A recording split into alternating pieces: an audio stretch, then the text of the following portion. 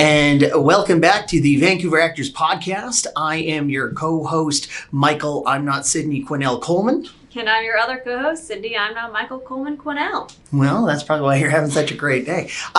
We are brought to you by one of our sponsors, weaudition.com. And if you reference this podcast and use the promotional code Vancouver Actors, you'll get 25% discount on their services. So in the middle of a global pandemic, when everything is happening in self-tapes, it's nice to always know that you have access to professional readers. Or if you're a professional reader and you're looking for more opportunities, you can submit to weaudition.com and offer your services as a reader to other performers looking for help with their self-tapes. So just another way to get seen. Yeah, it's exactly it.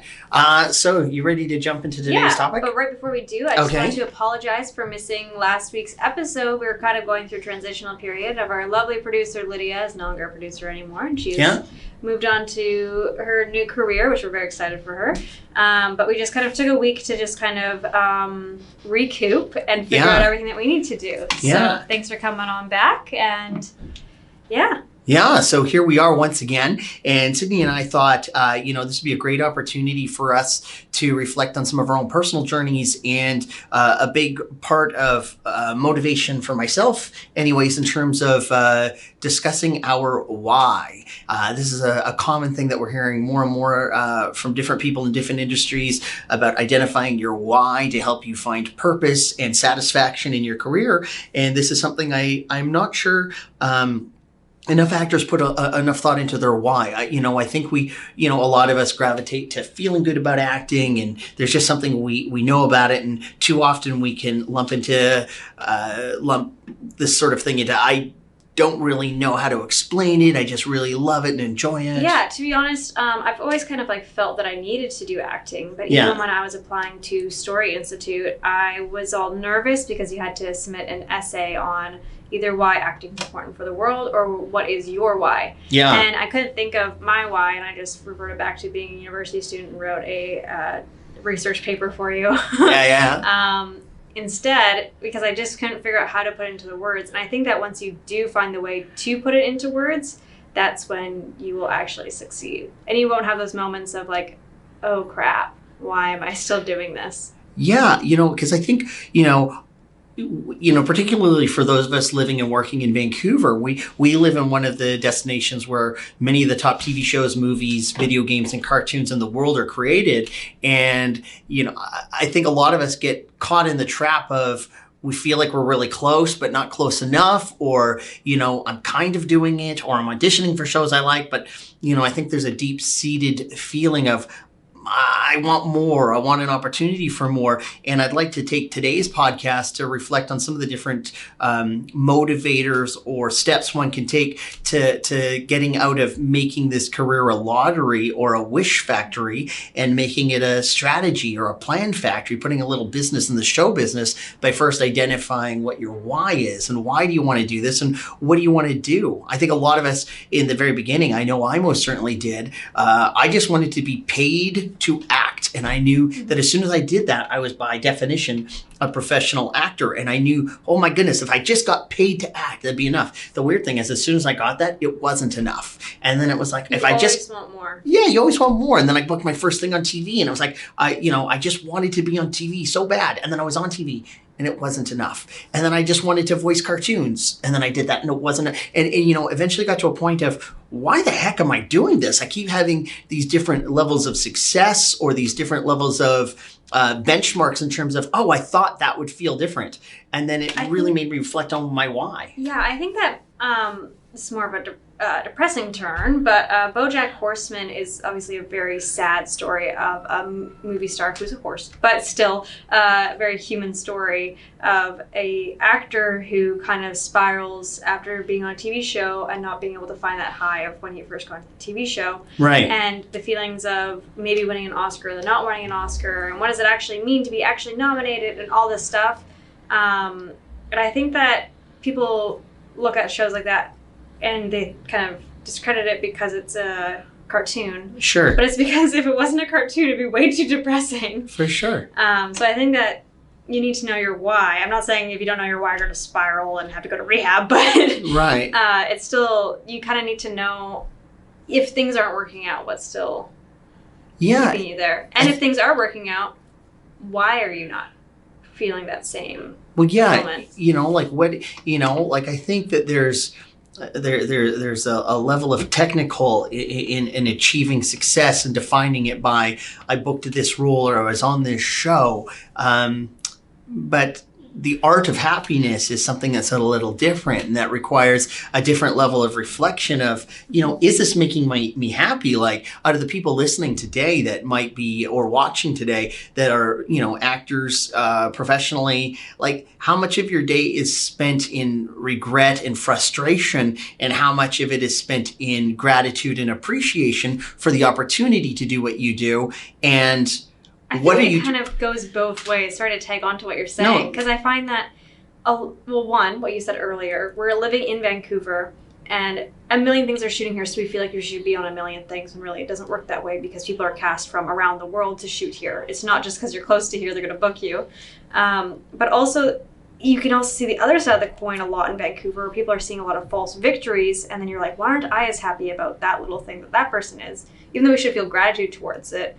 There's just a lot of people who are like, oh, my blur is a little bit clearer on the background for this video, which is fantastic if that's what you want to be and celebrate your victory, but just knowing that sometimes it is a false victory of sorts if you're not doing the work to pursue the rest of your why kind of thing. Is your why to be just on TV, or is your why to make purposeful stories that change people? Yeah, and I think, I think some of us sometimes fall under the trap too, where, we create this feeling or this benchmark of, I need other people to want to talk to me about the thing I was on to validate its worth or its value. In other words, to have like fans or, people talking to you on social media platforms or talking about you in whatever capacity in terms of how they appreciate or like your work. I can tell you it's a little surreal. Like, little humble brag here, but I've been on a couple of shows that, Supernatural, Once Upon a Time, Stargate, a bunch of Dragon Ball Z, a bunch of shows where we've had different levels of people that are constantly commenting on who you are and what you are. And, I think some people see that and they think, that must have a certain thing attached. But, I have an appreciation for anybody who appreciates the work I've done or the shows I've been on, but I will say that it took me a little while to understand what that was, and I couldn't use that as the barometer for how I felt about the work. Well, I hear a lot of people say like, oh, I really want to get like just a small niche market of fans, or I really want to just have like 1 million followers on Instagram. But what are you actually meaning by that? What are you wanting to do for those people, for them to be interested in you? Are you wanting to just be super hot and so people follow you, or do you want to be making content that people are engaging with and like giving representation that isn't otherwise there, kind of thing? I think that there's a big difference between wanting that, which is what you just said, and actually connecting with your followers and your friends versus just having. Yeah. It's interesting you say that. I started working in film and television prior to like social media and all that. And prior to that, we'd go to like fan conventions or things like that. And sometimes that was the only way to see if anybody had ever watched or heard of anything you worked on. And there was a neat opportunity to connect with people that appreciated the stories or the characters, your stories, the characters you played that were involved in those stories. And then again, it escalated to social media where everybody has access 24/7, and it changed the game. But, I will never not appreciate that opportunity. But I'm glad that I no longer use that as a barometer for, am I good at this, or is this success? What does success look like? I know what I wanted to do. Like, I'm a big fan of, I think story is the most powerful thing in the world, and I feel honored and humbled that this is how I've chosen to dedicate my days. I like the fact that, as professional storytellers, we get to be a reflection of how the world sees itself today, yesterday, and tomorrow. And we get to hopefully share stories that make people think or make them feel included or give them hope or cause for reflection. So I'm leaning more and more into that these days. And I'm finding myself, while I'm simultaneously working with often people that I grew up watching in film and television, I'm finding more gratitude and appreciation in working with people that appreciate story at the same level I do, as opposed to just being on a popular thing with other famous people. Totally. Like, I do have a list of celebrities who I really want to work with, not because they're famous, but for example, Eddie Redmayne, the way he discusses his schooling that he's done and the way that he goes into every character. I want to sit and just chat with him about acting rather than just like talking. Like, there's some celebrities I want to talk to find out what eyebrow pencil they use because it is perfect. Sure. Like, but there's a different level of kind of discussion. I was writing a paper this morning on Leonardo da Vinci and his earlier days, and it kind of had this weird like introspective moment where I'm like, why is this needed in curriculum to write about this one man who, like, we just kind of put him on this godlike pedestal when Leonardo didn't finish anything. Right. I'm saying this in like a good way. He didn't finish anything because he didn't think he was good enough, but he made so many sketches, and he was actually more of a scientist than an artist because he was trying to figure out anatomy. And so I think that people kind of like realize, like, they just think that Leonardo wanted to be a famous artist when in reality he wanted to figure out the human body. And so he had a why. That's why he kept going. But we're crazy about someone who didn't finish anything. Well, yeah, it's interesting. Humble brag here, but I've had a chance to meet many of the people I grew up watching and had really interesting conversations, life-changing moments. I've probably reflected on a few of them here on this podcast. I still remember being, I guess it was still a teenager when I'd met Robin Williams, and he was able to give me some advice one-on-one when I was younger. I had lunch with Stan Lee back when I was working on the animated series X-Men and had a chance to pick his brain and all these different really cool moments. But, it was interesting. In each and every one of these cases, I won't lie, there was a moment of me being starstruck with a childhood idol, but it was really interesting that within 3 to 4 minutes of every conversation, it just really switched to a fellow storyteller who felt really honored and privileged to dedicate their life to serving stories. And the more and more I found that, the more and more I gravitated towards that. And it also is meeting them on a different level. Because, like, I've been the person who's waited in line at fan conventions, but also when I first met Carl Kirsch, which is, like, my Stanley. Sure. So, like, obviously Stanley can't be matched. And you don't get mad at me about comparing the two.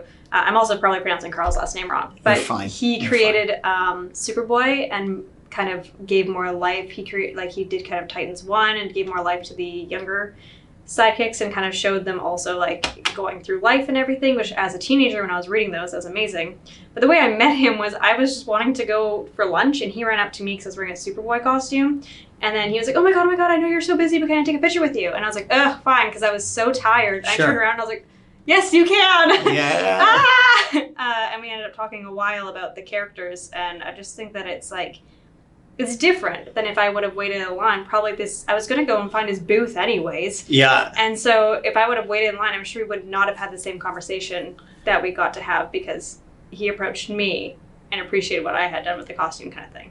Like, right. So it just like shows when you get a chance to actually talk to these people about their craft, there's a lot more going on then. And if there isn't a lot more going on, usually the careers don't last very long. For sure. I guess the recurring theme with what we're saying here today is that, we've had an opportunity to meet a lot of different people or even be in positions of different levels of success ourselves. And at each and every turn, the common factor is making sure people identify their why or what attracts them to what we do to maintain a level of happiness. If our measure of happiness is purely based on how many followers we have or how many people like this particular mainstream show we work on, and this isn't said without any appreciation because it's actually with incredible gratitude, but it shouldn't be the measuring stick for whether or not you're going after your goals at the level you want to. And I would ask yourselves, if this is a career you want to do, what is enough? And for many of us, the answer is it's never enough. I always want more.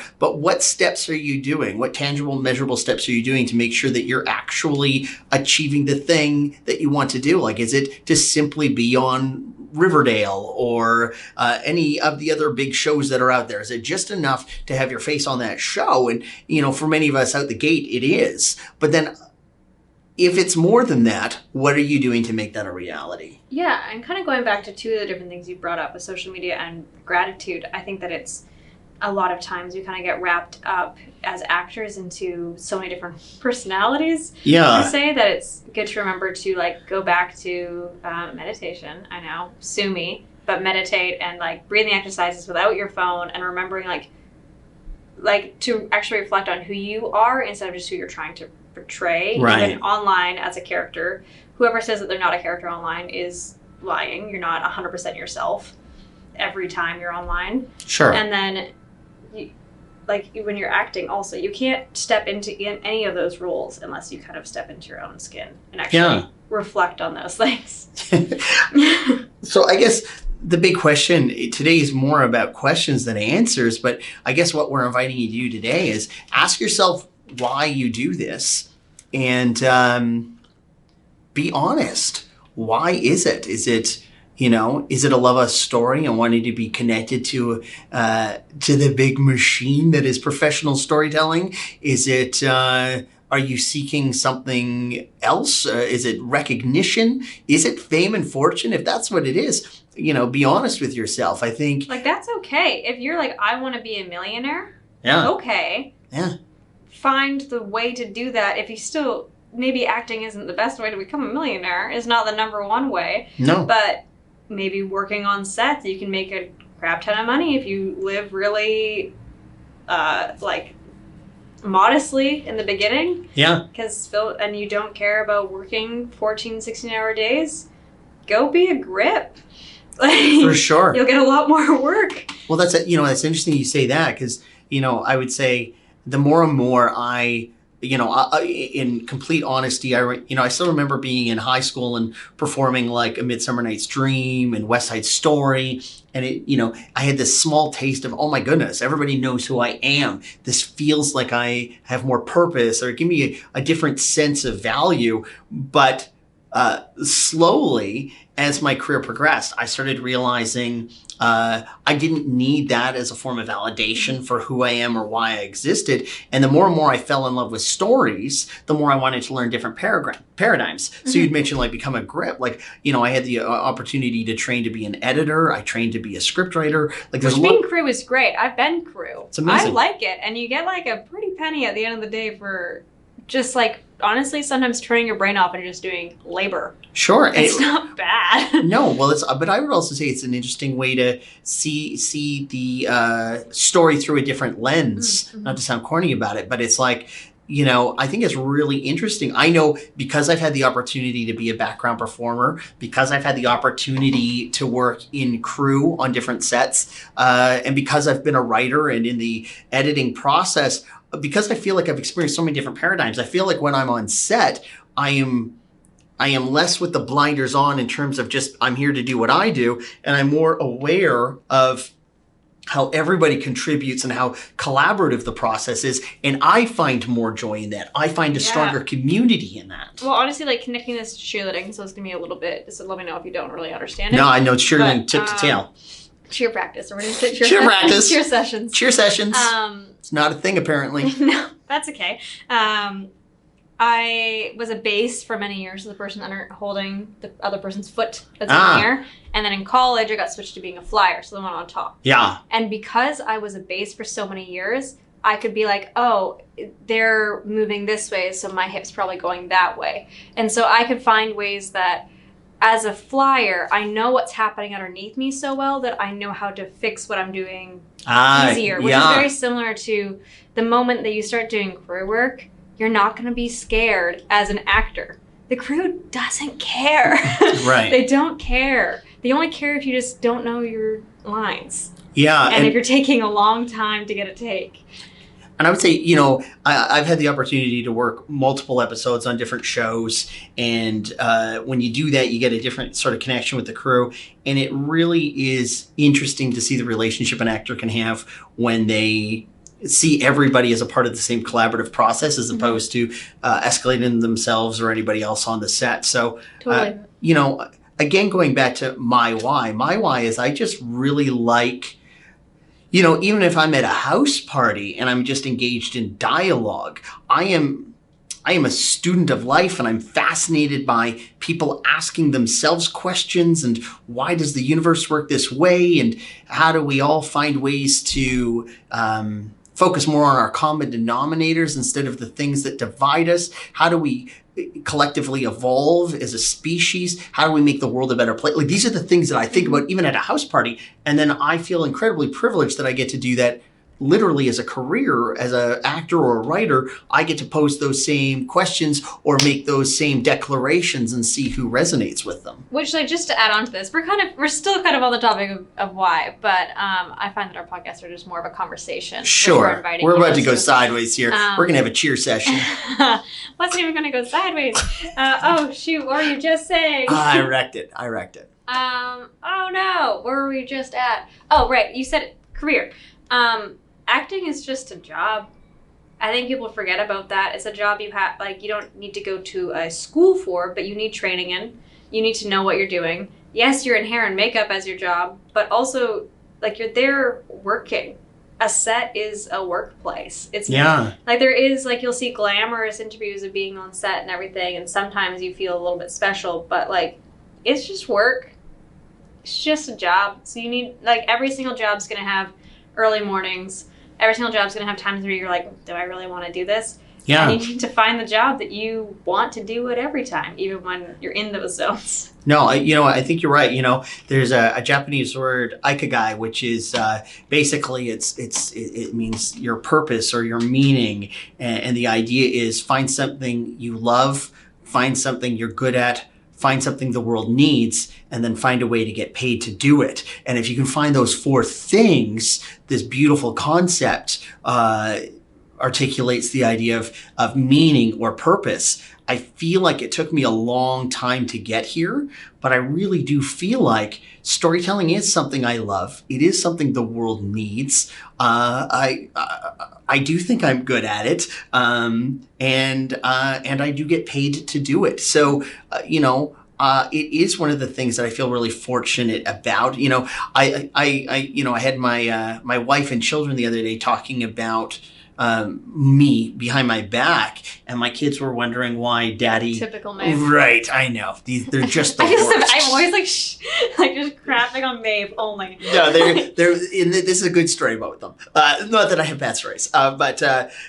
And they, I remember my kids asking why Daddy sometimes works such long hours and he's still happy, and, reflecting on, my wife explaining that, their dad has a real unique opportunity in life, that he found something he loved, and then he worked hard enough to be good enough at it that he gets to do it as a job, and other people will sometimes come to him and help them make it their job. And that's a really cool honor and responsibility. And it was nice to feel that level of appreciation with the people that I'm closest with. But I guess the point of today's podcast is to maybe create an opportunity for you guys to reflect on, why do you want to be an actor, and what would be your measurement of success? If it's simply to book a gig or to book regular gigs, I'm not sure that's specific enough.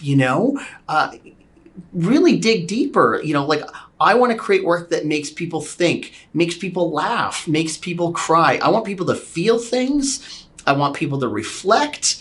And even more than that, if I were to be really honest with myself, I think, I want to heal the divide. I feel like we're living in a time where so much binary mindsets in terms of us versus them, win, lose, and it just goes against the core of my fiber.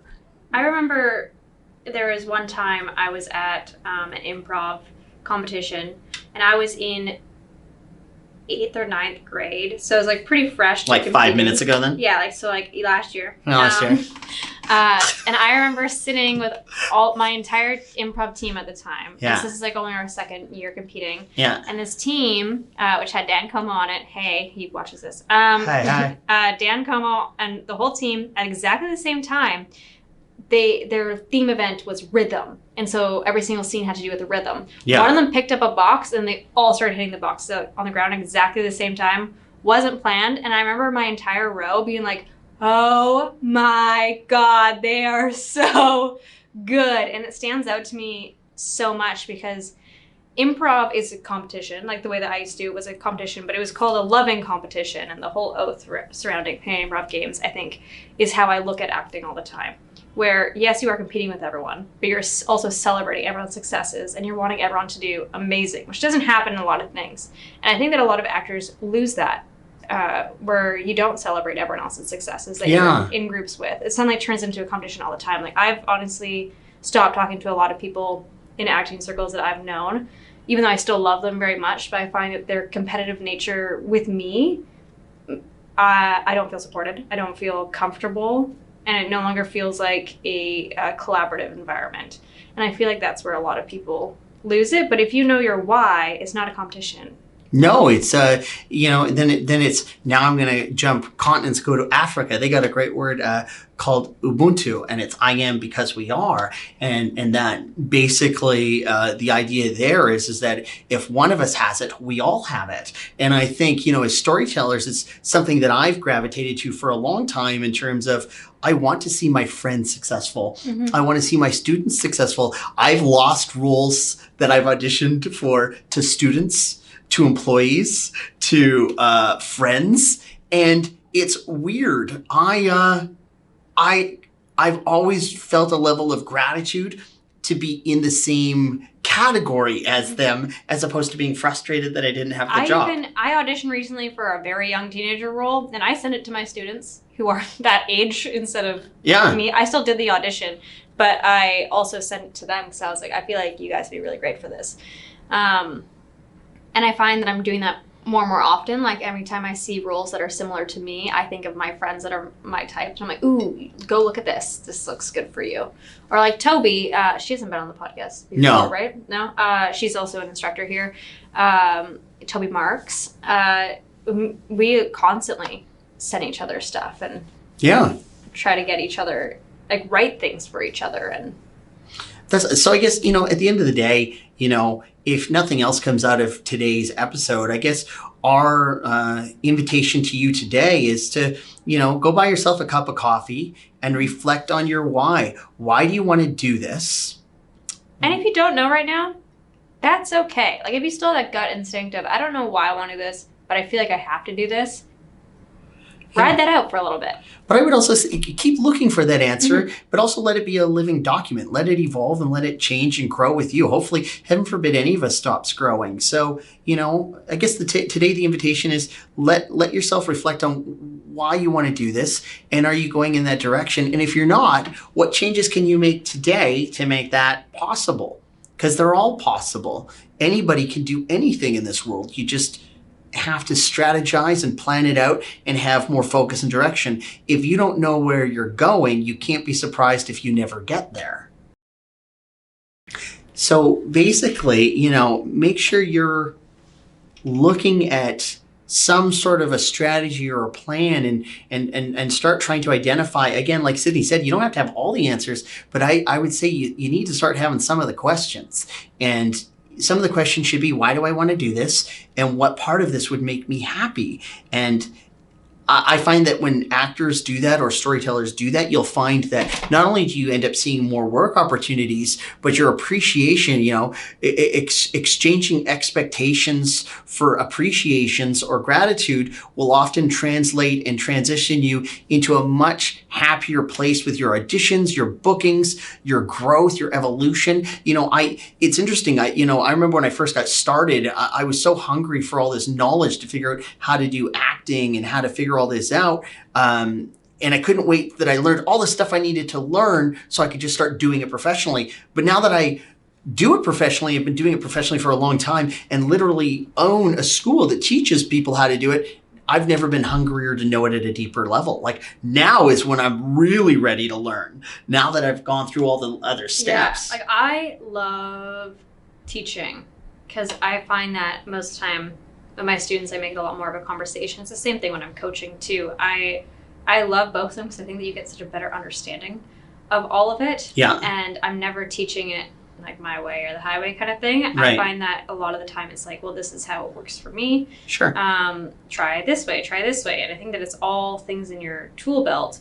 But I think that you can really learn something from everyone on every set about, like, why are you going to take the next step into it?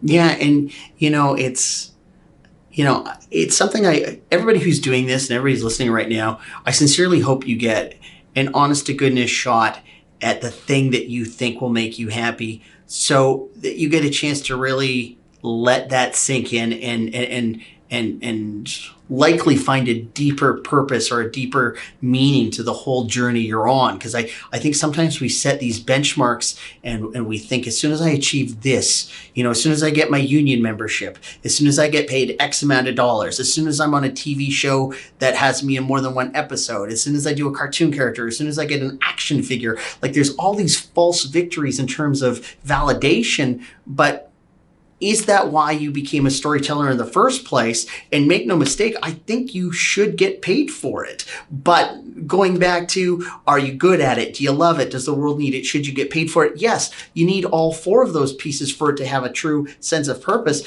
But I don't think just getting paid for it or just booking this thing is enough for anybody. Well, what's funny is, as you're saying this, I totally forgot that I had this, but I have a very small bottle of champagne in my house, like a very small one that we got for Christmas morning. Yes. To have with orange juice, then we ended up getting more because we forgot about it.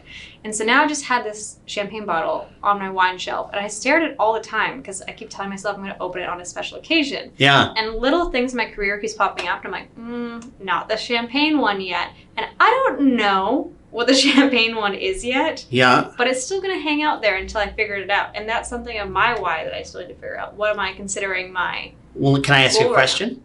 Yeah. No, you're not allowed to.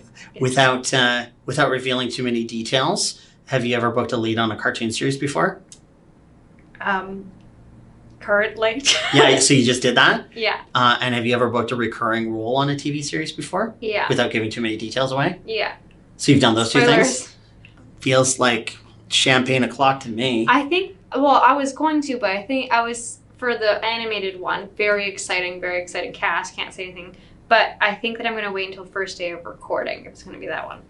You're going to show up drunk? No, after, when I get home. So I'll be like, I just had my first day of recording. That's the worst advice you could ever give. Wait till you book the big one, then drink a bottle of champagne and show up and see what happens. Roll it back. On your Spotify, press the backwards 15 seconds and give it a listen. I don't know if I can support what you're offering here. I think you've gone rogue. Jesus Christ. You've lost your mind. I'm going to have my champagne one maybe the first day on one of those sets. Like on the set? After I've had one of the first days. She actually said on the set. No, after I've had one of the first days on the set. Afterwards. Yeah, so I'm going to go home. Are you listening to me? We call this flip-flopping in the world of politics. This is a flip-flopper. Good thing I'm not a politician. God. Right?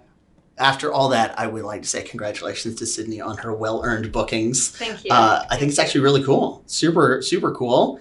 And I'm very probably excited. Get some action figures out of it. Maybe. Remember we just talked about how that wasn't a thing? Wouldn't that be cool if you had like a plushie or an action figure? A pen? I'll get you a pen. Because I feel like I'm not allowed to say anything, but the character would look really cute on the end of a pen. A character would look cute on the end of a pen. Yeah. Yeah. Or like snuggled in your pillow like as a plushie. Those are fun. Those are fun. Yeah. Yeah. But it's not the barometer. Later. Yeah, not the barometer of success. But even now, like I will say that voicing an animated series for myself, who has had some troubles with speech and anxiety, is a huge deal for me to even take a voiceover class. That was really, really scary for me. And so being able to book a series out of school, I think is really exciting. Well, even then, I would say, what's nice is you were so humble with all of it. You haven't even mentioned it. I had to bring it up. But I like that you haven't used it as a barometer for your own success, and that you're, it's just a part of your journey. Of course, you're going to book leads on things. Of course, you're going to book recurrings, but you also train differently. You focus differently. You treat your business like a business, and that's why you have a show business and not a show happy fun time. Well, I think that booking is exciting. But I think that the next level of it is just making, like, I know that it's going to happen, obviously, but it's just like, you can't celebrate things too early, I don't think. Like, I think that you need to wait and make sure that you put all the effort into it on the set. Yeah. Or on the mic. You need to have all of that energy still put into it. So I feel like I'm still on the road. Like, I can see the Disney World sign, but I'm still on the road. I'm not quite in the park yet. I'm still on the road. And I feel like that's how I'm I'll be curious after you record like your first episode, or and then I'll be like, once the season's done, as soon as we get season 5, as soon as I get 100 episodes of this thing, then I'll see the Disneyland sign. I'm still on the road. I'm still in the car. It'll just be a nicer car. You know what's interesting about all of this too is, I do reflect sometimes on the fact that, this is a career where many of us don't want to retire. I know there's a lot of jobs out there where people can't wait till they're 65 so they can finally retire and start living. And not that there's anything wrong with being 65 or older. I just would recommend don't wait. Start living now. If this is what you want to do, live the life you feel like you were always meant to live, but be specific about it and be specific about what's going to bring you joy. And if it is purely being a consideration for some of the top shows that you watch and or play, if they're video games or things like that, and if it's just being in the mix, amazing. But if you want to be a part of them, or if you want to even create your own stories, then be that specific so that you can start mapping out real tangible plans. I feel this is a career that often gets mislabeled as, well, it's completely in the hands of Lady Luck, and it's just, hey, it's a lottery, hopefully you have the right look, and it's just... And it's just not. There's a sprinkle of that. There's a sprinkle of it for sure. But then there are, there's people like me who's not super easy on the eyes, and I've been working for 30 years. I have a store, so I don't know. All right, yeah. I know. Chris Hemsworth, she keeps thinking, yeah. I get excited every time. If I was day. Chris Hemsworth, I'd bring the hammer. I'd bring it. But no, still Michael Coleman. I know. So I guess just to sum it all up, ask yourself why you want to do this. And if this is what you want to do, don't dip your toe. Do it. But be specific. Make sure you're jumping into the right pool. Jump into the right pool, yeah, for sure.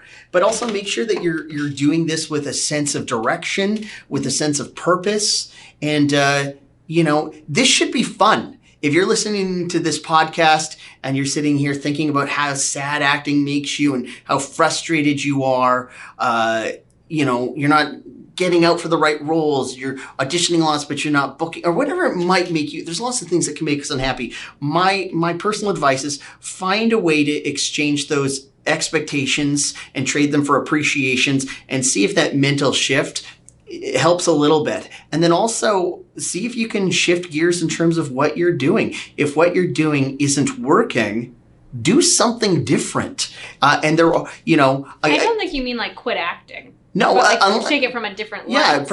Or quit acting. If acting doesn't bring you joy, then you shouldn't do it. If it doesn't bring you joy, this is a terrible career choice for people who hate acting. This is the worst thing you could ever do. Like, I've heard a lot of people...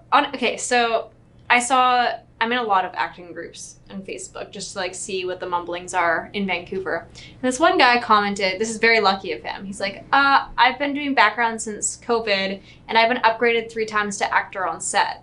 And I'm like, whoa, first of all, that's crazy. Not a union member, so I'm not sure how that's happening. Hey, union, what's going on there? So he's getting upgraded he's been upgraded 3 times. He's like, I don't really know if I want to act. Should I take some classes? What should I do? I don't really know if acting's for me. And I'm like, that's crazy. Yeah. Seeing that and knowing that he's getting upgraded and doesn't really get it. And I wonder if he actually does really like it, and if 10 years from now he's going to be kicking himself for not putting that work now. It could be, yeah. Or he's just he tried it out, didn't like it. Who knows? And it's not for everybody. So... I don't know.